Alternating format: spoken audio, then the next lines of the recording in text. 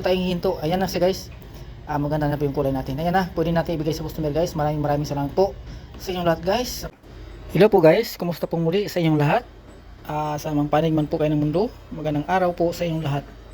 Ito guys, magtitimpla po ako ng GMC. Mayroon po siyang maliit na sample guys. Igo sa bumper siguro to guys. Ang order po ng customer guys ay 250 ml lang. Hindi ko alam anong bubugan nito. Baka bumper lang din. Ito guys, sa manual natin, lagay lang tayo ng lagay. Kung ano po yung mga nakikita natin sa sample, yun po ilagay natin guys. Hindi ko na po isa-isahin guys, tatagal po tayo kung ano po yung mga tunay nilagay ko. Kung isa-isahin ko pa po yan guys, lalo po tayong tatagal guys. Isa-isahin ko pang sasabihin. Ito guys, tuloy-tuloy lang, load lang ako ng load hanggang may dikit yung kulay. Maya-maya pag na-dikit na, i-spray out natin kung ano po yung kainat na ng kulay natin, o okay na ba o hindi. Pero kung hindi pa guys, adjust natin uli hanggang may dikit. 1/4 250 ml lang po siya guys. Nagantay po yung customer guys, nagmamadali, kaya sabi ko isisingit daw, kaya sige isingit natin. Ito guys, tuloy-tuloy lang lagay guys hanggang makuha natin. Maya-maya makukuha natin yan guys. Saglit lang natin kukunin itong mga ganitong kulay guys. Hindi po tayo mahirapan ng ganitong mga kulay guys. Kabisado na po natin yung mga ganyang kulay, hindi po tayo mahirapan.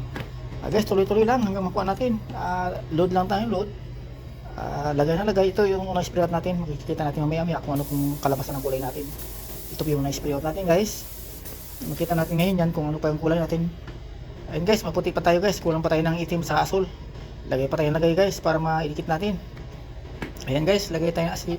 Naglagay ako ng itim at saka yung asul na babayulit guys, para maidikit natin. Yun po yung kailangan niya guys para makuha po natin yung kulay. Guys, tuloy-tuloy lang. Yun, kulang pa rin guys. Lagay pa rin akong lagay. Mahirap kasi tansahin guys pag ano. Kaya ano lang, lagay ng lagay. Tamang-tama yung pangalawang spray out natin. Tingnan natin ngayon yan kung okay na ba yung kulay natin o hindi. Pero kung hindi pa guys, i-adjust natin uli. Ayun guys, titingnan ko sa araw. Alanganin pa rin guys. Kulang pa rin siya na asul. Kaya ito, naglalagay tayo ng asul. Asul na lang ang kulay guys para makuha na natin yung kulay natin. Maya-maya, spray out natin muli.